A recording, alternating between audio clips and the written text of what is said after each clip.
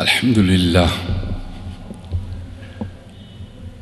لله وكفى والسلام على عباده الذين اصطفى. الحمد لله حمدا كثيرا طيبا مباركا والصلاة والسلام على من لا نبي بعده. أما بعد، قال الله تعالى في الكلام المجيد والفرقان الحميد: بسم الله الرحمن الرحيم.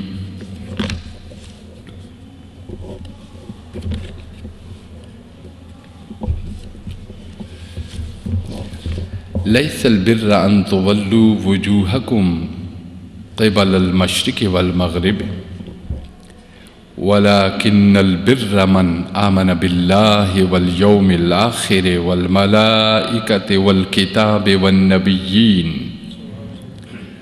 وآتى المال على حبه ذوي القربى واليتامى والمساكين وابن السبيل والسائلين وفي الرقاب وأقام الصلاة وآتى الزكاة والموفون بعهدهم إذا عاهدوا والصابرين في البأساء والضراء وحين البأس أولئك الذين صدقوا وأولئك هم المتقون. صدق الله مولانا العظيم وصدق رسوله النبي الكريم. وقال الله تعالى في الكلام المجيد في المقام آخر: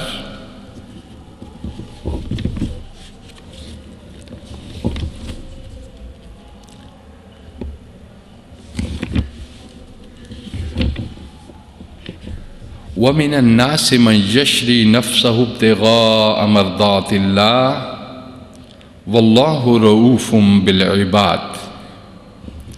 صدق الله مولانا العظيم وصدق رسوله النبي الكريم. إن الله وملائكته يصلون على النبي يا أيها الذين آمنوا صلوا عليه وسلموا تسليما. اللهم صل على سيدنا ومولانا محمد وعلى آله وصحبه وبارك وسلم. اللهم صل وسلم وبارك على ذات المحمدية والآل عدد خلقك يا الله يا الله يا رحمن يا رحيم يا حي يا قيوم برحمتك نستغيث. معزز و محترم سامعین ذی وقار، رب العزت جل مجدہ کا خاص فضل ہے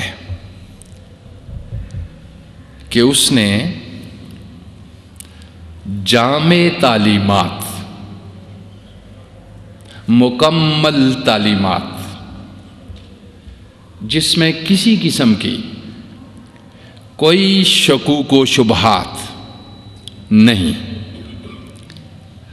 وہ تعلیمات اوامر کی صورت میں، نواہی کی صورت میں، پند و نصائح کی صورت میں، قصص و حکایات کی صورت میں اور عبرت کی صورت میں نبی اکرم جناب محمد مصطفیٰ صلی اللہ علیہ وآلہ وسلم کے ذریعہ سے ہم تک پہنچائی، اور اسی محفوظ طریقے سے جس طرح اللہ کی منشا تھی،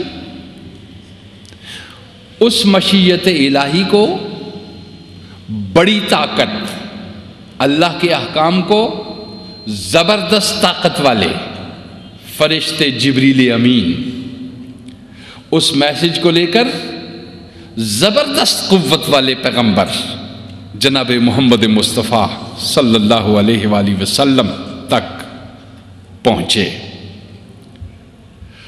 اور اس زبردست قوت والے پیغمبر نے، طاقت والے پیغمبر نے عالمین پہ جن کی حکومت ہے، زمین پہ جس کی حکومت ہے اور آسمانوں میں جن کی حکومت ہے، اس قوت و طاقت اور شوکت اور وجاہت والے پیغمبر نے وہ تعلیمات ایز اٹ از کما حق ہو اپنی امت تک منتقل فرما دی۔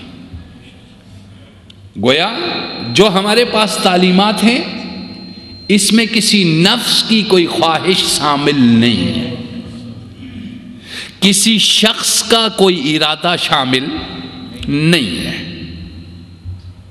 ہم تک جو تعلیمات آئی، اس تعلیم میں کسی شخص کا بھی کوئی استدلال شامل نہیں ہے۔ ہمارے فرائض، ہمارے واجبات، ہمارے حلال، ہمارے حرام ایز اٹ از جس طرح مشیت الہی تھی اور منشا تھی، اسی طرح اپنے پیغمبر کے ذریعے سے ہم تک پہنچا دیے۔ اور اس میں ہمارے لیے ارشاد فرمائے کہ کچھ چیزیں ایسی ہیں جن کو میں تمہارے اوپر فرض کر دوں گا، یعنی بہت لازمی ہیں، اور اس فرض کا تعارف بھی اور اس کی پہچان بھی ہمارے نبی صلی اللہ علیہ وآلہ وسلم نے ہمیں فرما دی۔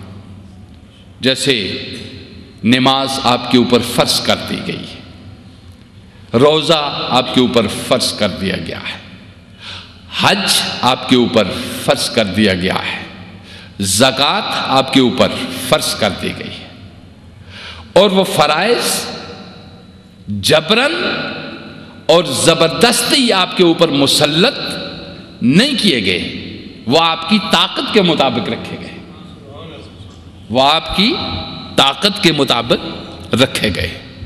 مثلاً اگر آپ بیمار ہیں، ایسے بیمار کہ آپ کی صحت آپ کو اجازت نہیں دیتی کہ آپ نماز ادا کر سکیں، قیام کر سکیں، چونکہ قیام فرض ہے، نماز فرض ہے، اس کے اندر قیام پھر فرض ہے، تو آپ کھڑے ہو کر نہیں پڑھ سکتے تو بیٹھ کر پڑھ لیں، کھڑے نہیں ادا کر سکتے تو بیٹھ کر ادا کر لیں۔ اور اگر ایسی صورت کوئی آ پہنچی ہے کہ آپ کھڑے ہو کر بھی نہیں پڑھ سکتے، بیٹھ کر بھی نہیں پڑھ سکتے، تو قبلہ رو ہو کر آپ کے اندر اگر ہونٹ ہلانے کی طاقت ہے تو آپ اللہ کی حمد اور تسبیح اس طرح بجا لے آئیں، جی آپ اس طرح کر لیں۔ اگر فرض، اور اس کو اس انداز سے کیا کر دیا گیا، روزہ فرض کر دیا گیا مگر صحت کو ساتھ رکھ لیا گیا کہ اگر بیمار ہو تو ہم تمہارے اوپر ضروری اور جبراً روزے کو مسلط نہیں کرتے، اس لیے کہ روزے کا مقصد ہے نفس کی شہوات کو اور ان کی خواہشات کو اور اس کی قوت کو توڑنا۔ جب بیماری نے پہلے ہی تمہاری خواہش کو اور ان چیزوں کو توڑ کے رکھ دیا ہے تو ہم اس کے اوپر یہ مسلط نہیں کرتے تمہارے اوپر۔ ہاں جب تم پھر صحت پا جاؤ تو پھر رکھ لو۔ تو گویا فرض کی ایک چیز مگر اس فرض کے اندر بھی کیا رکھا، گنجائش رکھی۔ روزہ صحت کے ساتھ رکھ لیا گیا کہ صحت ہے، اگر تم مسافر بھی ہو تو پھر بھی ہم تمہارے اوپر کوئی سختی مسلط نہیں کرتے۔ گویا منشاء الہی یہ ہے کہ میرا بندہ آسانی سے جس قدر عبادت کر سکے، پوری توجہ کے ساتھ اور پوری کنسنٹریشن کے ساتھ اور پورے سکون کے ساتھ اور پورے اطمینان کے ساتھ اتنی ہی وہ میری بندگی کرے، اس سے زیادہ اپنے اوپر مسلط نہ کرے۔ جی آپ سمجھ گئے؟ قرآن مقدس نے بڑا صاف جو چیزیں فرض کی ہیں ساتھ ساتھ یہ بھی بتا دیا ہے، بیمار ہو فَعِدَّةٌ مِّنْ أَيَّامٍ أُخَرَ، سفر میں ہو تو اس کو پھر بدل لیا جائے، فرض کرا دیا، مگر اس کے اندر کیا رکھ دیا گیا؟ آسانی بھی رکھ دی گئی۔ آپ سمجھ گئے؟ حج تمہارے اوپر فرض کر دیا گیا، مگر اس میں گنجائش رکھی کہ تم اتنے صاحب مال ہو، صاحب استطاعت ہو کہ تمہارے گھر کے اندر کے جو فرائض ہیں، تمہارے گھر کے اندر جو ذمہ داریاں ہیں، تمہاری بچوں کی تعلیم سے، تمہارے بیٹیوں کی شادیوں سے اور تمہارے ضروریات سے جو بچ چکا ہے، اس کے اوپر ہم تمہارا زاد راہ اگر تمہارے پاس آ گیا تو اب تم سفر کرو اور حج کرو۔ ہمارے گھر کو دیکھو تو گویا اپنی ضروریات کو پہلے پورا کرو تاکہ تم احتیاجی سے بچو، اور اس کے بعد تمہارے پاس مال بچ جاتا ہے کہ تم اللہ کا گھر بھی دیکھو، اللہ کے رسول کا گھر بھی دیکھو۔ ورنہ یہ اگر کہہ دیا جاتا کہ تمہارے پاس مال ہو جائے تو تم پہلے حج کرو اور بیٹی کی شادی کو مؤخر کر دو، بیمار ماں ہے اس کے علاج کو مؤخر کر دو، بچہ تعلیم حاصل کر رہا ہے اس کی تعلیم کو مؤخر کر دو۔ نہیں، اللہ نے فرمایا جب دو فرض درمیان میں آ جائے ان میں سے ایک کو مؤخر کر دو اور جو ضروری ہے اس کو ادا کرو، جو ضروری ہے اس کو کیا کرو؟ ادا کرو۔ اس قدر رحیم پروردگار عالم، اس قدر کریم اللہ ہے کہ آپ کا خیال رکھتا ہے، اپنا خیال نہیں رکھتا کہ میں مسلط کروں بندے تجھے ذرا ادھر ادھر نہیں سرکنا، تجھے ہوش تک نہ رہے، اور میری عبادت اور بندگی میں اس طرح کہ انسانی فرائض اور واجبات اور حقوق اس کو چھوڑ دے۔ پروردگار عالم نے فرمایا نہیں، میں نے اپنے اوقات عبادت تیرے فائدے کے لیے بہت مختصر رکھے، بہت مختصر رکھتے ہیں۔ مثلا اللہ نے فرض کی ہے نماز، 2 رکعتیں صبح کی فرض کی، فرض کی ہے اس نے نماز، چونکہ آپ کا معدہ صبح خالی ہوتا ہے اور اس وقت آپ کے لیے 2 رکعتیں رکھ دی گئی تاکہ آپ 2 رکعتیں ادا کریں، اور پھر ظہر کے وقت آپ کھانا کھا چکے ہوتے ہیں، امور میں ہے تو 4 رکعتیں کر دی گئی، پھر اسی طرح ظہر عصر تک آپ کچھ نہ کچھ کھاتے تو 4 رکعتیں رکھ دی گئی، اور پھر ظہر اور عصر اور عشاء کے درمیان پھر معدہ چونکہ خالی ہوتا ہے زیادہ، اس کے اندر کچھ بھرا ہوا نہیں ہوتا، کچھ کم کر دیا گیا۔ پھر عشاء کے بعد جب تم کھانا کھانے لگو، کھا چکو، تو پھر تمہارے اوپر 4 رکعتیں رکھ دی گئی کہ اس کو اطمینان کے ساتھ، اس کو خوبصورتی کے ساتھ ادا کرو۔ یہ تو ہمارے اوپر فرض چیزیں تھیں۔ اس کے اوپر نبی صلی اللہ علیہ وآلہ وسلم نے، نبی اکرم صلی اللہ علیہ وسلم نے اپنے طور پہ کچھ ایکسٹرا کیا، کچھ اضافہ کیا، اور وہ اضافہ سنت رسول کہلایا صلی اللہ علیہ وآلہ وسلم۔ اور سنت میں کچھ موقعہ ہو گئی، اس کی تاکید کر دی گئی کہ یہ تم نے لازمی کرنا ہے، چونکہ پہلا حکم تھا اور دوسرا پریکٹیکل کے ساتھ حکم ہوا کہ نبی کے تجربے میں بات آئی، اس نے محسوس کیا کہ کچھ مزید کی بھی ضرورت ہے، پریکٹیکل کے بعد کچھ مزید کی بھی ضرورت ہے، کچھ زیادہ، چونکہ نبی کی تخلیق بحیثیت انسان اور بشر ہوئی، ان کے اندر جمی وہ چیزیں رکھی گئی تھی جو انسانی تقاضے ہیں۔ جب پیغمبر نے عبادت کی تو محسوس ہوا کہ اس میں کچھ مزید اضافے کی ضرورت ہے، چونکہ طبائع انسانیہ 3 اقسام پہ مشتمل ہے، اس میں مزید اضافہ کیا تو اس کو کہا یہ سنت موقدہ ہے، چونکہ مقصود اس کے اندر توجہ تھی باحق۔ عبادت کس کو کہتے ہیں کہ تمہاری ساری توجہ، پوری توجہ، دل اور دماغ اور جسم، اس پوری کی پوری توجہ حق کی طرف مرکوز ہو جائے۔ اب وہ جتنی دیر آپ کا تعلق مادہ سے منقطع رہے گا، خالق مادہ سے جڑا رہے گا. اور وہ ضروری ہے کہ آپ ذہنی طور پہ بھی کٹے ہوئے ہوں، آپ جسمانی طور پہ بھی کٹے ہوئے ہوں، آپ قلبی طور پہ بھی کٹے ہوئے ہوں، اور آپ روحانی طور پہ بھی کٹے ہوئے ہیں.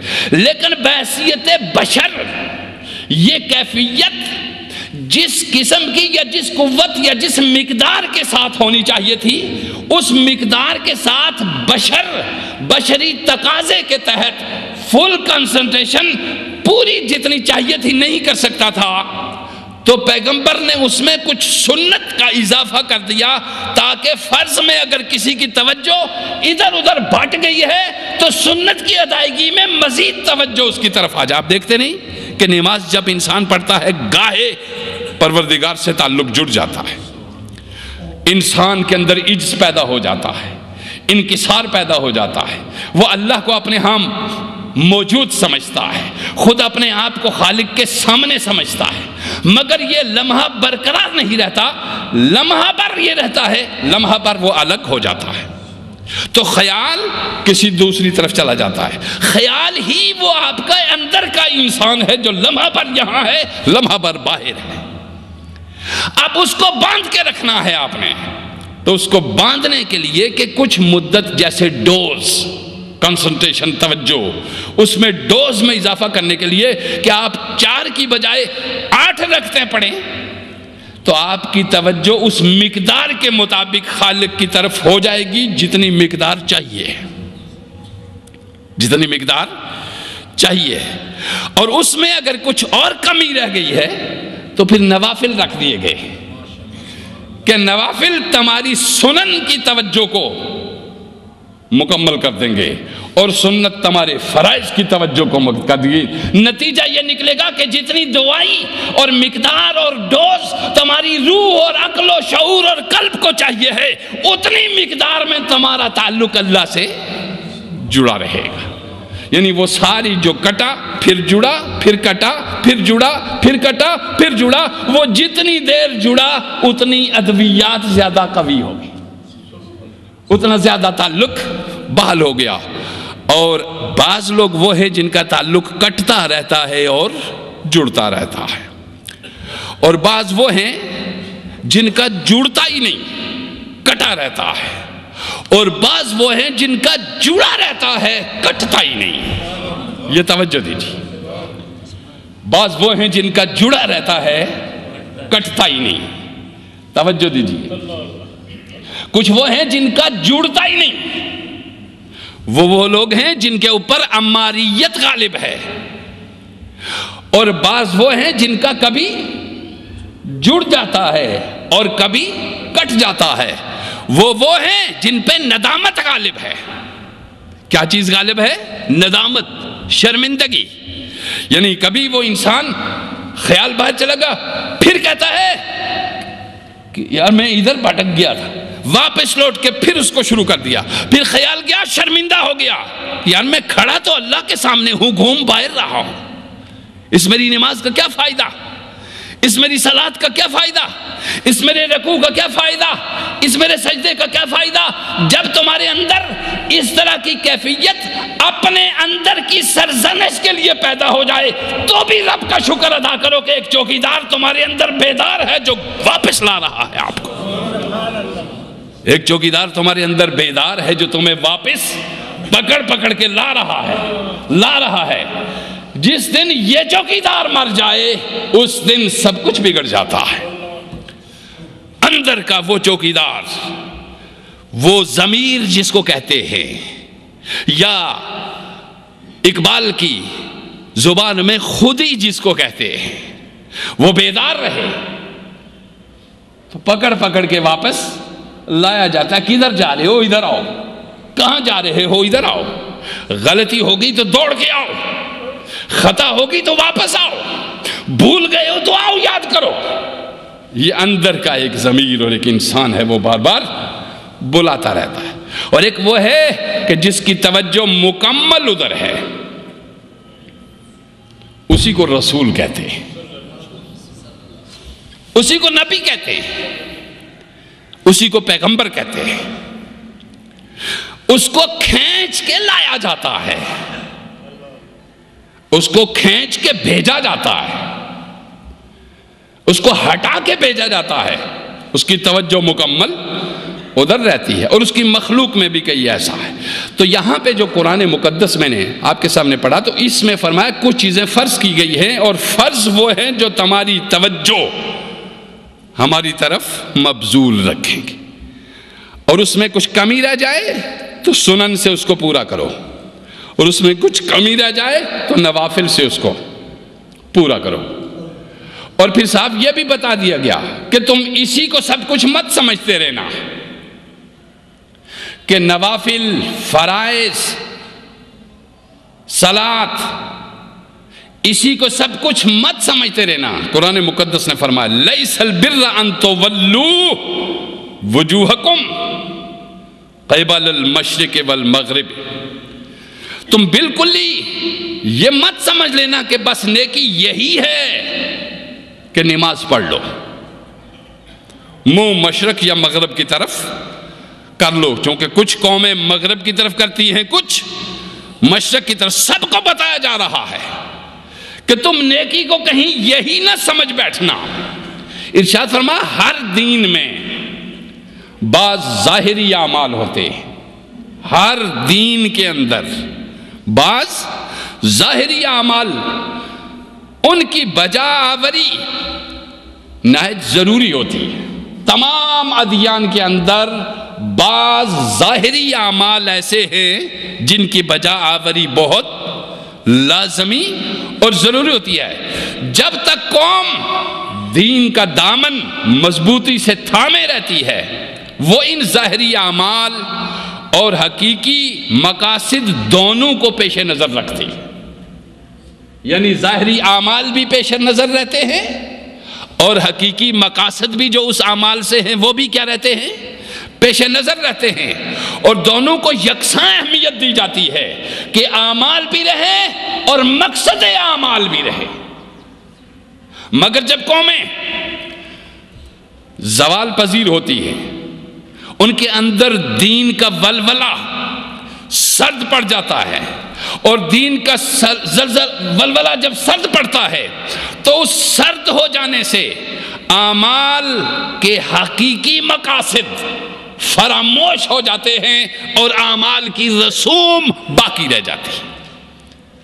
حقیقی مقصد کیا ہو گیا, فراموش ہو گیا. اس نماز پڑھنے کا مقصد کیا ہے, اس روزے کا مقصد کیا ہے, اس حج کا مقصد کیا ہے, اس زکوٰۃ کے مقاصد کیا ہیں. مقاصد بھول گئے تو رسم باقی رہ گئی, مقاصد فراموش ہو گئے تو رسوم, اور وہ رسوم بے جان ہو جاتی ہیں. ان رسوم تمہارے تن مردہ میں حیات باقی نہیں رکھتی, اور اس کے اندر زندگی باقی نہیں ہونے دیتی. تو معلوم کیا ہوا, عبادات مقاصد کے ساتھ زندہ رہیں, اور مقاصد عبادات کے ساتھ زندہ رہیں. کچھ لوگ مقاصد کو تو پیش نظر رکھتے ہیں مگر عبادات سے انحراف کرتے ہیں, اور کچھ لوگ مقاصد سے انحراف کرتے ہیں اور عبادات کی طرف زور دیتے ہیں. مساجد بھی بھری رہتی ہے, گدیوں پہ بھی ذکر و اذکار و اللہ ہو اور حق ہو کی صدائیں بلند ہوتی رہتی ہیں, مگر ان کی روح کے اندر وہ مقصد عبادت داخل نہیں ہوتا. مقصد عبادت داخل, رسم ظاہری باقی رہتی ہے, مقصد عبادت داخل. یہی سبب ہے کہ وہ عبادت ان کی اخلاقیات کو تبدیل نہیں کر سکتی. یہی سبب ہے کہ وہ عبادات ان کی اخلاقیات کو تبدیل نہیں کر سکتی. وہ اعمال ان کی اخلاقی قدروں کو تبدیل نہیں کر سکتی. یاد رکھو, جن لوگوں میں اعمال کثیر ہیں, کثیر اعمال ہیں, مثلا ہمارے ہاں خوبصورتی کا یا مسلمان ہونے کا یا مقرب ہونے کا یا نیک ہونے کا ایک سب سے بڑا اور سب سے بڑی چیز یہ ہے کہ ہم دیکھتے ہیں کہ کون نمازی کس قدر ہے جی، لیکن یہ ہمارا دیکھنا ہے۔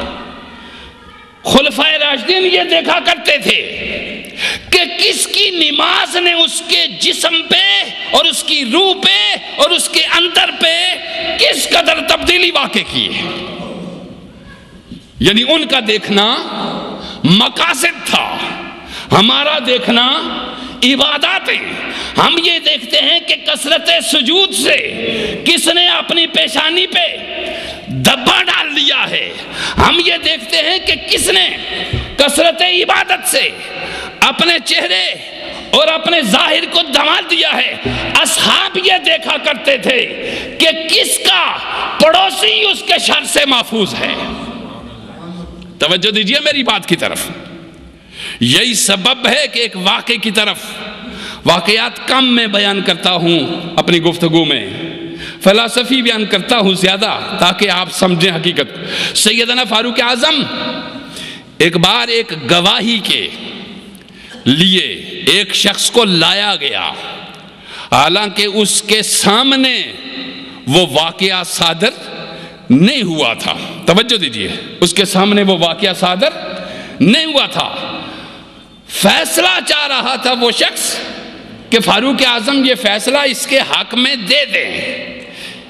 جب پوچھا کہ تم اس کے حق میں یہ فیصلہ کیوں لینا چاہ رہے ہو جبکہ تم نے بھی اس کو یہ عمل کرتے نہیں دیکھا، یہ تم کیوں کرنا چاہتے ہو؟ اس نے عرض کیا کہ اے عمر فاروق، اے امیر المومنین، میں نہیں سمجھتا کہ یہ شخص ایسا کر سکتا ہے۔ کہا کیوں؟ کہا اس لیے کہ یہ مسلسل 5 نمازیں مسجد میں جماعت کے ساتھ ادا کرتا ہے، مسلسل 5 نمازیں مسجد میں کیا کرتا ہے، اور یہ مکمل نمازی ہے۔ آپ نے فرمایا اس کا صرف نمازی ہونا اس بات کی دلیل نہیں ہے کہ یہ ایک اچھا انسان بھی ہے۔ توجہ دیجئے میری بات کی طرف، دور زوال میں ہم نے تقوی اور نیکی کا سب سے اعلیٰ معیار نماز کو صرف قرار دے دیا، مگر اس سے پیدا ہونے والے مقاصد کو ہم نے فراموش کر دیا ہے۔ مقصد جب فراموش، فرمایا کیا؟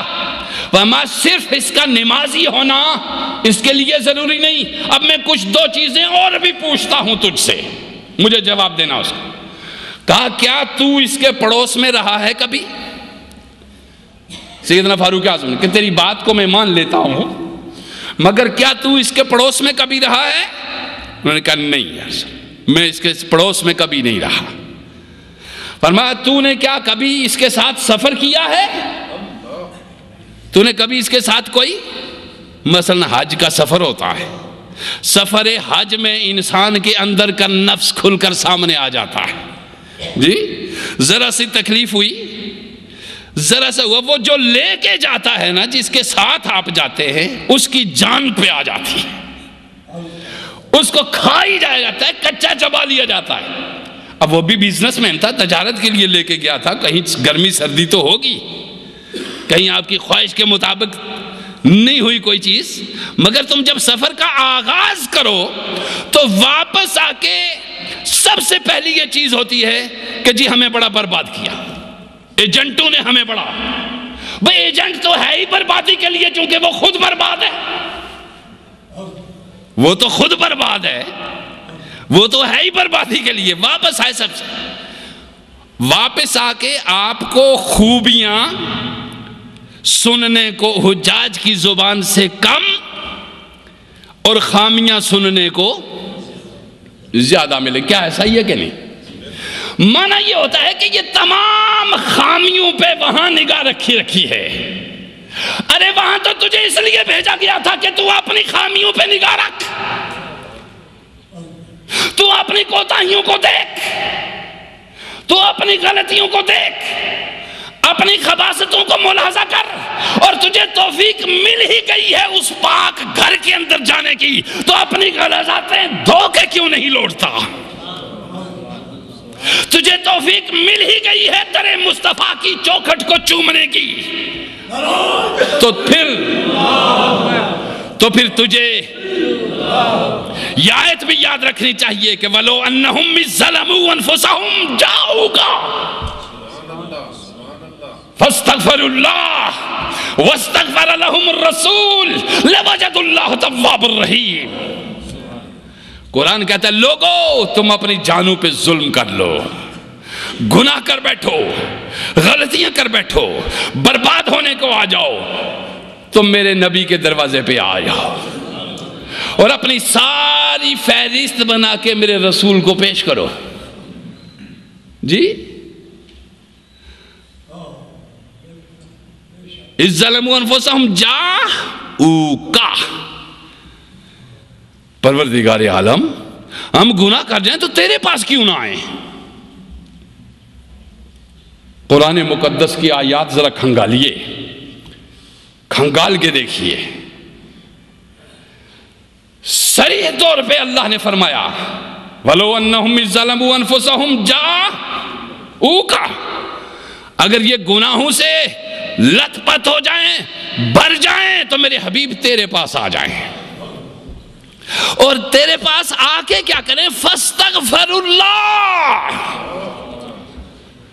آ کے تجھ سے نہیں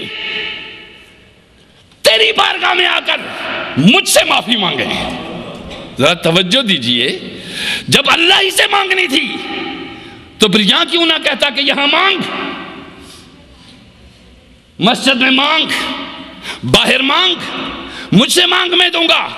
مگر اللہ بتانا چاہتا ہے کہ جو میرے حبیب کے پڑوس میں مجھے رحمتیں برساتے مزہ آتا ہے وہ کہیں اور نہیں، جو میری رحمت یہاں جھوم جھوم کے آتی ہے، جو میری رحمت یہاں کرم برساتی ہے وہ کہیں اور نہیں۔ لہذا جہاں بھی میرا کوئی دوست ہوگا وہاں آ کے تم مجھ سے مانگا کرو۔ مثلا ہم پیر مہر علی شاہ کے پاس جاتے ہیں رحمت اللہ علیہ کے پاس، عقائد کو درست کر لیجئے، عقیدہ اصلاح ہونا چاہیے۔ پیر مہر علی شاہ کے پاس رحمت اللہ علیہ کے پاس اگر آپ جا کے کہیں کہ یا پیر مہر علی شاہ کرم فرمائیے، انتہائی غلط ہے۔ آپ پیر مہر علی شاہ کے پاس اس لیے بھیجا جاتا ہے کہ وہاں آ کے تم مجھ سے مانگو۔ اگر تم میرے نبی کے پاس نہیں پہنچ سکتے، مصطفیٰ کے پاس نہیں پہنچ سکتے، تو شبیہ مصطفیٰ کے پاس پہنچو، جہاں مصطفیٰ کی صورت کا عکس ہے وہاں پہنچو اور وہاں آ کے مانگو کس سے؟ لہذا عقیدہ ہمارا کیا ہے کہ ہم جہاں کہیں بھی جاتے ہیں اور مانگتے کس سے ہیں؟ اللہ سے۔ نہ داتا گنج بخش علی حجویری سے کچھ مانگتا ہے کوئی، نہ معین الدین اجمیری سے کچھ مانگتا ہے کوئی۔ اگر جہالت سے کوئی مانگتا ہے تو اس کو اپنا عقیدہ درست کرنا چاہیے۔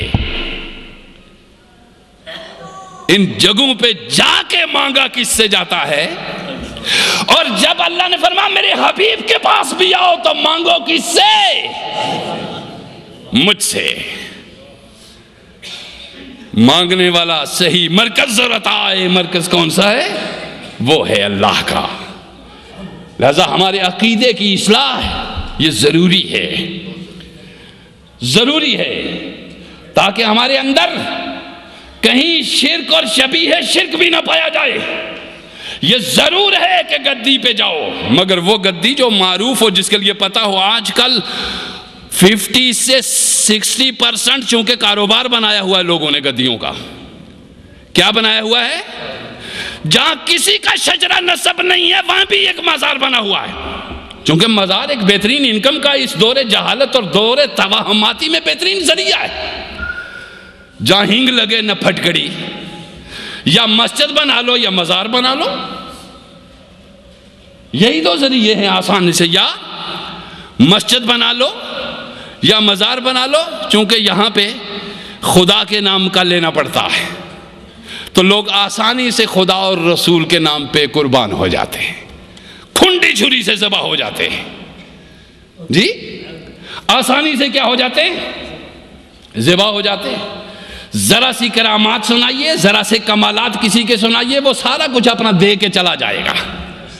یہ کمال تیرا نہیں جس نے اس کے کپڑے تک اتار لیے ہیں، یہ کمال اس کا ہے جو اس کے نام پہ سب کچھ لٹا کے چلا گیا ہے۔ یہ کمال اس کا ہے جو اس کے نام پہ سب کچھ، اس کو اپنے کمال، اس کو اپنے خلوص کا ضرور رب پھل دے گا، مگر تیری مکاری پہ ضرور رب تجھے ایکسپوز کر کے رہے گا، ننگا کر کے رہے گا، اس کا وعدہ ہے۔ اللہ ننگا کرتا ہے، جس طرح تو اپنی مکاری سے اس کے کپڑے تک اتار لیتا ہے، اسی طرح پروردگار اپنی چال اور اپنے خفیہ تدبیر سے تجھے اس طرح ننگا کرتا ہے کہ تیری عزت کے لیے کوئی تار بھی تیرے اوپر نہیں چھوڑتا، تار تار کر دیتا ہے۔ سو لوگوں سمجھو، میں جو بار بار کہتا ہوں، کثیر تعداد میں مزار بنا لیتے ہیں لوگ، بیچ میں کچھ نہیں ہوتا، بیچ میں کچھ نہیں ہوتا۔ بزنس کے لیے مزار بنا لی، قبریں بنا لی، اور ہم جا کے وہاں پہ کیا کرتے رہتے ہیں؟ ماتھا ٹیکتے رہتے ہیں۔ اور یہ ماتھے ٹیکنے انتہائی غلیظ حرکت ہے۔ کسی کا شجرہ نسب اور اس کا ولی اللہ ہونا تو جانتا ہے، ولی اللہ وہ ہے پشت در پشت۔ کیا میرے اور آپ کے زمانے کے اندر حضور غوث پاک گزرے؟ سیدنا شیخ عبد القادر جیلانی کو میرے دادے نے دیکھا یا آپ کے نے؟ کیا ہم سمجھیں کہ دادا جی نے بتایا تھا، یا کسی کے پردادے نے کہا ہوگا، یا کسی کے اس سے بڑے دادے نے؟ اور تمہیں یاد بھی نہیں ہے کہ کتنی صدیاں پہلے بغداد کے ذروں میں ایک روشن ستارہ ابھرا تھا؟ تمہیں معلوم ہی نہیں، نہ تم اس کا نسب جانتے ہو نہ شجرہ، صرف اتنا جانتے ہو کہ اس کا خون خون رسول ہے اور اس کا گوشت علی کا گوشت ہے، صرف اتنا جانتے ہو۔ اور آج بھی دنیا کے اندر کوئی مائی کا لال اس کے نام کو ذرا سا بھی بے ادبی سے نہیں لے سکتا۔ کیا معنی ہے اس کا؟ کہ جس کے اندر کچھ ہوتا ہے اس کی زندگی کے بعد بھی اس کو اس سے زیادہ پذیرائی ملتی ہے، اس سے زیادہ پذیرائی ملتی ہے، ان کو دنیا جانتی ہے۔ تو سو آج ایک پیری اور ایک مریدی ایک دھندا ہے۔ کیا ہے یہ؟ ایک دھندا۔ اللہ وحدہ لا شریک ہے، اس کا رسول اس کا محبوب ہے، اس کی رسول کی راہوں پہ چلنے والے اس کے پسندیدہ ہیں، اس کے عشاق اس کے پسندیدہ ہیں۔ سو قرآن مقدس اعمال کا میں نے عرض کیا تھا آپ کو کہ ایک عمل ہوتا ہے اور ایک اس عمل کا مقصد ہوتا ہے۔ مثلا قربانی آپ کریں گے تو وہ کیا ہے؟ ایک عمل، اور اس قربانی میں عمل جو نظر آتا ہے وہ جانور گیا، ذبح ہو گیا، خون بہ گیا، گوشت بٹ گیا، مگر اس کا مقصد کیا ہے؟ اللہ کا قرب۔ اس کا مقصد اللہ کا قرب۔ جانور کاٹنا مقصد نہیں، مقصد قرب حق ہے، اللہ کا قرب ہے، اس اللہ کے قرب وہ مقصد ہے۔ حج بذات خود طواف ان پتھروں کا مقصد نہیں، مقصد کیا ہے؟ اللہ کے ہاں دیوانگی کا اور جنون پیدا ہو جانا کہ وہ پتھر جہاں پہ آیات ہیں اللہ کی، للذی ببکۃ مبارکم وہدن للعالمین، وہ مکہ جہاں قدم قدم پہ نشانات ہیں اہل دل کے، اہل محبت کے، ان نشانات کی طرف جا کر ان کو یاد کرانے کے لیے حج کہا گیا۔ گھر کا طواف، سعی صفا مروہ، حجر اسود کا چومنا، جی استلام، عرفات کا قیام، مینا کی قربانی، مزدلفہ کا قیام، یہ ساری چیزیں کیا ہیں؟ اللہ ان پتھروں میں نہیں رہتا۔ اس نے کہا ہے کہ جہاں بھی تم ہو، اینما کنتم، جہاں کہیں بھی تم، اینما تولو فثم وجہ اللہ، جدھر منہ کرو میں ادھر ہی ہوتا ہوں۔ مگر اللہ نے اس جگہ بلا کے آپ کو آپ کے پرانے لوگوں کی یادگار سے آشنا کروایا کہ اسلاف کو دیکھو، وہ جو میرے تھے۔ تب قرآن مقدس نے خوبصورتی کے ساتھ بیان فرمایا، کیا بیان فرمایا؟ لیس البر ان تولوا وجوہکم۔ آقا دو جہاں صلی اللہ علیہ وسلم نے ارشاد فرمایا، سنیے، حضور رحمت اللہ علیہ وسلم نے نماز کے متعلق ارشاد فرمایا کہ جو نمازی کو بدکاری سے باز نہ رکھ سکے، اور جو نمازی کو جھوٹ سے باز نہ رکھ سکے، جی، جو نمازی کو غیبت سے باز نہ رکھ سکے، ارشاد فرمایا فَلَمْ تَزِدْهُ مِنَ اللَّهِ إِلَّا بُعْدًا۔ ارشاد فرمایا وہ نماز اسے خدا سے زیادہ دور کرتی ہے۔ حیرت کی بات ہے، پڑھ نماز رہا ہے لیکن رسول فرما رہے ہیں تیری نماز تجھے خدا سے زیادہ دور کر رہی ہے۔ کیوں؟ کہ مقاصد صلاۃ تو نے فوت کر دیے، نماز کے مقصد فوت کر دیے۔ جب مقاصد صلاۃ فوت ہو گئے تو نمازی حضور صلی اللہ علیہ وسلم نے فرمایا فَلَمْ تَزِدْهُ مِنَ اللَّهِ إِلَّا بَعْدًا، او کما قال علیہ الصلوۃ والسلام، فرمایا تجھے یہ سجدے دوری کے سوا اور کچھ بھی، اس لیے کہ ان سے جو نتیجہ اخذ کرنا تھا وہ جھوٹ چھوڑنا تھا، وہ ریاکاری چھوڑنی تھی، وہ مکاری چھوڑنی تھی، وہ دغا بازی چھوڑنی تھی، وہ ملاوٹ چھوڑنی تھی۔ مگر تو سجدے پہ سجدہ بھی کر رہا ہے، حج پہ حج بھی کر رہا ہے۔ آپ کتنے ہی جس کے ماتھے پہ مزید محرابیں پڑی ہوئی ہو، اعتماد کے ساتھ اس پہ چلے جائیے کہ یہ حاجی صاحب بہت خوبصورتی سے شاید اچھی چیز دے لے جائیں، تجربہ ثابت کرتا ہے کہ انتہائی ضلالت اسی کے ہاتھ میں ہوگی، اور وہ ظاہر میں اس کے ساتھ کیا کر رہا ہے؟ اپنے ماتھے کا، اپنا حاجی کا لیبل اس پہ لگا کے، اپنا نمازی ہونے کا لیبل لگا کے، اپنے پرہیزگار ہونے کا لیبل لگا کے، پروردگار کہتا ہے کہ یوں دغے میرے ساتھ مت کرو، میرے نام پہ انسانیت کو مت لوٹو، میری نیکوں کی صورت بنا کے انسانیت پہ ظلم نہ کرو، تم آؤ گے میں تمہارے آتش جہنم کے انتہائی نچلے طبقے میں تمہیں پھینکوں گا۔ سو لوگو، دوسری فرمایا آقا دو جہاں صلی اللہ علیہ وسلم فرمایا روزہ رکھتے ہو، روزہ کیا کرتے ہو؟ رکھتے ہو۔ فرمایا من لم یدع قول الزور، آقا دو جہاں صلی اللہ علیہ وسلم فرمایا من لم یدع قول الزور والعمل به فلیس للہ حاجت فی ان یدع طعامہ وشربہ۔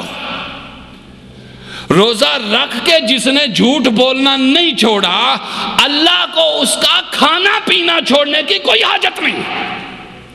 توجہ دیجئے، رب کیا کہہ رہا ہے اور میرا نفس کیا کہہ رہا ہے، رب کیا کہہ رہا ہے اور میری حالت کیا کہہ رہی ہے، رب کا کیا حکم ہے اور میں کیا کر رہا ہوں۔ او بندگان خدا، او محمد مصطفیٰ کی امت، حال دوسروں کے بھی خراب ہوں گے مگر میرا اور تمہارا بہت برا حال ہے، دیگر مذاہب کے حالات بھی خراب ہوں گے مگر ہمارا حال بہت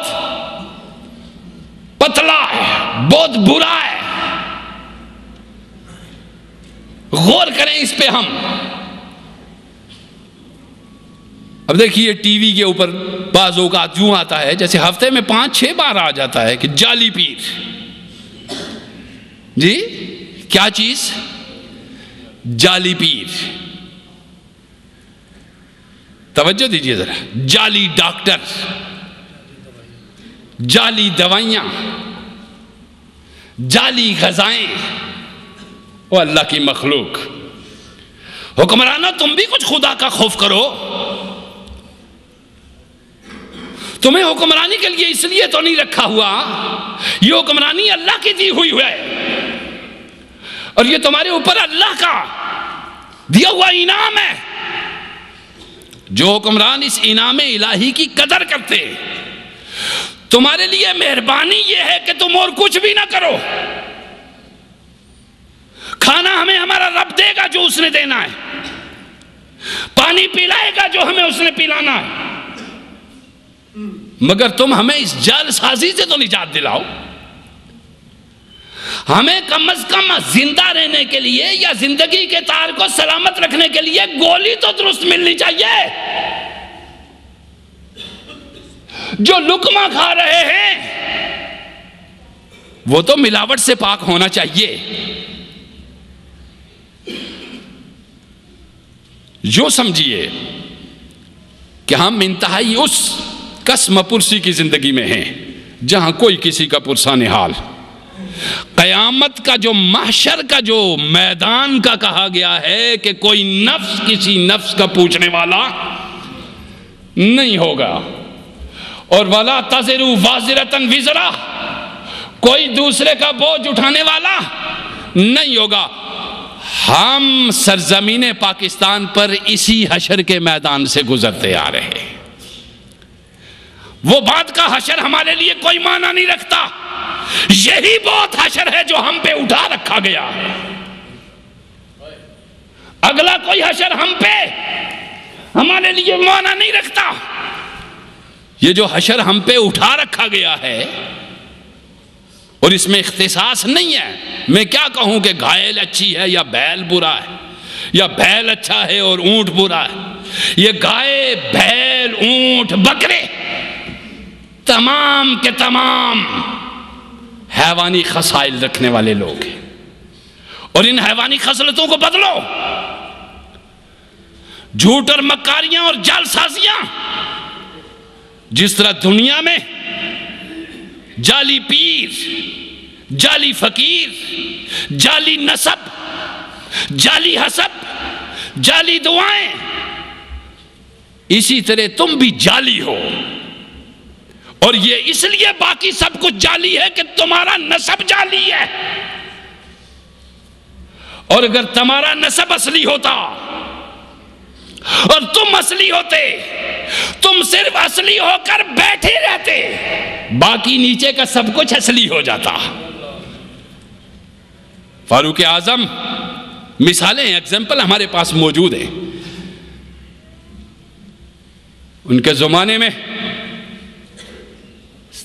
دیکھیے، چونکہ فاروق اعظم شراب کے بہت مخالف تھے، توجہ دیجئے، رات کو فاروق اعظم خود گشت کرتے، اور یہ تو میں ایک بات بتا رہا ہوں نا کہ فاروق اعظم رات کو خود گشت فرماتے۔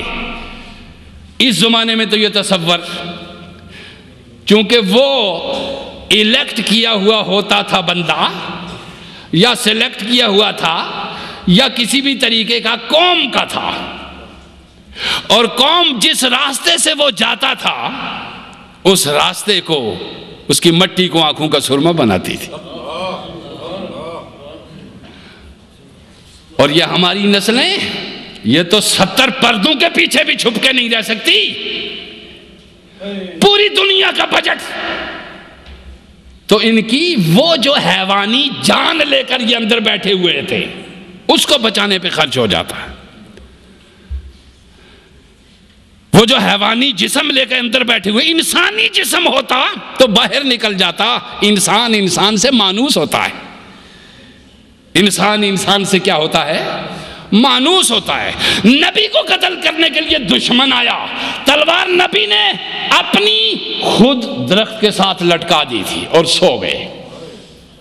آپ نے دیکھا تلوار کہاں لٹکائی؟ آپ چھوٹے بچپن میں کتابوں میں پڑھتے، تلوار لٹکائی درخت کے ساتھ اور خود درخت کے نیچے سو گئے۔ اللہ غنی، سبحان اللہ و بحمدہ، سبحان اللہ العظیم، اللہم صلی علی سیدنا و مولانا محمد وعلی آلہ و صحبہ اجمعین۔ تلوار لٹکائی، دشمن آیا، آگے تلوار اٹھائی، اس نے کہا بڑا اچھا موقع ہے، بڑا اچھا موقع ہے. تلوار اٹھائی اور اوپر کر کے نیچے ہونے لگا. سرکار اٹھ بیٹھے اور تلوار پکڑ کے کہنے لگا تجھے کون اب میرے ہاتھ سے بچائے گا؟ ہائے ہائے ہائے ہائے. نبی کریم نہ جھجکے نہ ڈرے نہ سہمے. آپ نے فرمایا اللہ، چونکہ یہ جان میری نہیں یہ اس کی ہے، یہ جان میری نہیں یہ اس کی ہے، جس کی جان ہے وہی بچائے گا. یہ اللہ کا لفظ نکلا، تلوار گر گئی. آپ نے اٹھا لی تو فرمایا اب تجھے بتا میرے ہاتھ سے کون بچائے گا. توجہ دیجئے ذرا. اور یہی بات فاروق اعظم کے ساتھ بھی ہوئی، یہی چیزیں ان کے ساتھ بھی ہوتی رہی. لوگوں ڈرو خدا سے، حکمرانوں ڈرو خدا سے، مذہب کے پرستاروں اور مذہبی رہنماؤں ڈرو اللہ سے. ہماری زندگیاں جعلی ہیں، ہماری زندگیاں جعلی ہیں، ہمارے واعظ جعلی ہیں، ہماری تقریریں کوئی حقیقت اور کوئی صداقت ان کے اندر نہیں ہے. اس لیے کہ ان جعلی تقریروں کو، ان جعلی واعظوں کو، ان جعلی خطبوں کو ہم ٹکوں کے عوض بیچ دیتے ہیں، فروخت کر دیتے ہیں. ہم قابل فروخت نہیں ہیں. پیچھے لیبل لگا ہوا ہے، آؤ خرید لو مجھے جس نے خریدنا ہے، ڈالروں میں خریدو یا پاؤنڈوں میں خریدو، آؤ خرید لو. او بندگان خدا، او اللہ کی مخلوق، آئے حضور کی امت کے حکمرانوں، چاہے تم عرب میں ہو یا عجب میں، تم خدائی احتساب سے نہیں بچ سکتے. مخلوق سے بچ سکتے ہو، خالق سے نہیں بچ سکتے. اور مخلوق ہی کے راستے سے خالق نیچے اترتا ہے اور وہاں تک پیچھا کرتا ہے تمہارا.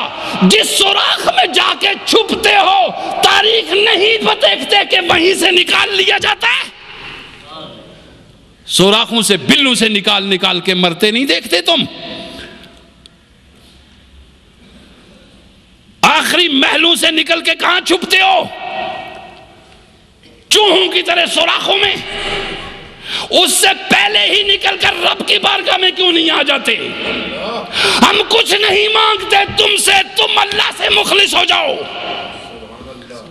ہم تمہارے محتاج نہیں، اب ہم تمہاری محتاج نہیں، رایا تمہاری محتاج نہیں. اس لیے کہ یہ رایا صدیوں سے یوں ہی پلتی آ رہی ہے، یہ صرف اللہ کی محتاج ہے. تم جن کے محتاج ہو اور تمہارے چاہنے والے جن کے محتاج ہیں وہ کوئی اور مخلوق ہے، اور ہم جس کے محتاج ہیں وہ اللہ ہے، وہ خالق ہے. وہ ہمیں بھوکا نہیں مرنے دیتا، وہ ہمیں پیاسا نہیں مرنے دیتا، وہ ہمارے چولہے ٹھنڈے نہیں ہونے دیتا. وہ ہمارا رزاق ذو القوت المتین ہے. ہم اپنی غیرتوں کو نہیں بیچتے. دنیا کی کسی سپر پاور کے سامنے غریب کی گردن کبھی نہیں گھستی، اس لیے کہ اس کی زبان کو وہ ٹیسٹ نہیں چاہیے جو تمہیں لگا ہوا ہے. غریب کی زبان کو پیاز اور روٹی کا ٹیسٹ ہے. وہ جنہوں نے چنے چبا رکھے ہیں دنیا کی بڑی بڑی سپر طاقتوں کو، ذرا پرے مڑ کے اپنے ساتھ دیکھ افغانستان کی سرزمین میں کیا کر رہے ہیں. وہ سنہری محلوں میں رہ رہے ہیں، وہ کس ٹھکانے پہ رہ رہے ہیں. وہ نہیں، لوگوں جنہیں نانے جویں بخشی ہے تو نے، اسے بازوئے حیدر بھی عطا کر. غیرت مند بن کے بھوکے رہو تو تمہارا رب تمہیں سیر کرے گا. اللہ کہے گا نزولا من غفور رحیم. اور دنیا کی چاندارسی زندگی میں ضمیر نہ بیچنے والوں، دھوکہ نہ دینے والوں، ملاوٹ نہ کرنے والوں، عارضی دکھ سے نزولا من غفور رحیم. آؤ اب میں تمہارے لیے ایسا وسیع دسترخوان بچھاتا ہوں جس کی نعمتیں کبھی ختم نہ ہوں گی، جس کی دائمی نعمتیں ہیں جو کبھی ختم نہیں ہوں گی. آؤ لوگوں اپنے رب سے نعمتیں مانگو اور اپنے اللہ کے ہاں جھکو, اپنے پروردگار سے سودا کرو, اپنے اللہ کی طرف مڑو, اللہ تمہیں بھوکا نہیں رہنے دے گا. اپنے رب کی بارگاہ میں جھکو, وہ تمہیں پیاسا نہیں رہنے دے گا. اپنے رب کی طرف جھکو, وہ تمہاری عزتوں کی نیلامی منڈیوں میں نہیں ہونے دے گا. اپنے اللہ کی بارگاہ میں جھکو. اور پھر میں نے پہلا جملہ جو بولا تھا, کوئی گدی, کوئی مزار, کوئی صاحب اختیار, کوئی پیر, کوئی فقیر کسی کو کچھ نہیں دیتا. دیتا کون ہے؟ لیکن کہتا ضرور ہے کہ ہاں وہاں اگر پہنچ جاؤ تو وہاں کھڑے ہو کر مجھ سے مانگو, چونکہ وہاں میری رحمت برستی رہتی ہے. اس رحمت سے تمہیں بھی کچھ مل جائے گا, اس سے تمہیں بھی کچھ مل جائے گا. سو لوگو, آج کی اس گفتگو کو ہم یہیں پہ ختم کرتے ہیں. لیس البر ان تولوا وجوہکم قبل المشرق والمغرب ولکن البر من آمن باللہ. نیکی کیا ہے؟ جس نے دل سے اللہ کو تسلیم کر لیا. میرا رب میرا اور آپ کا حافظ ہو. میرا رب مجھے بھی بخشے اور آپ کو بھی, میرے بہن بھائیوں کو بھی بخشے اور آپ کے بہن بھائیوں کو بھی, میرے عزیز رشتہ داروں کو بھی بخشے اور آپ کے بھی, میرے بچوں کو اور بھائیوں کو اور تمام دوستوں کو روئے زمین پہ اپنا دوست بنائے, اور آپ کے بچوں اور بہنوں کو اور بھائیوں کو بھی اپنا دوست بنائے. میرا رب ہمارا حامی ہو. یہ گفتگو اور ایک اعلان سماعت فرمائے, چونکہ دن بھی چھوٹے ہو گئے ہیں اور وقت جو ہے وہ کچھ چھٹیوں کا رد و بدل بھی وقت کا ہوا ہے. اس میں ہم نے اپنی طرف سے آپ کو, جب اللہ چاہتا ہے میں آپ کے پاس پہنچ جاتا ہوں, کہیں ایک آدھ بار بیچ میں چھٹی ہو جاتی ہے, مگر میں آ جاتا ہوں. اور میں آپ کے لیے, آپ کا اور میرا تعلق صرف اللہ کی خاطر ہے. اس میں کوئی مال و متاع اور عزت و آبرو اور کوئی چیز حائل نہیں ہے. یہ صرف اللہ کی طرف سے آپ کے ہاں سناتا ہوں, اس کی توفیق جب ہوتی ہے. تو انشاءاللہ العزیز اگر آپ کوشش کریں گے تو 1:45 انشاءاللہ میں پہنچنے کی کوشش کیا کروں گا, لیکن اگلی دن انشاءاللہ 1:45 پہنچنے کی کوشش کیا کروں گا انشاءاللہ. اور میں 1:45 بجے, اگر میں 1:45 شروع کیا تو میں 1:45 ختم کر دیا کروں گا, اور 2 بجے ہم اپنی گفتگو اور نماز انشاءاللہ. آپ فرائض ادا کریں جو ملازمین ہیں, اور فرائض ادا کر کے اپنی ڈیوٹی پہ جائیں. سنن اور نوافل بعد میں ادا کر لیا کریں.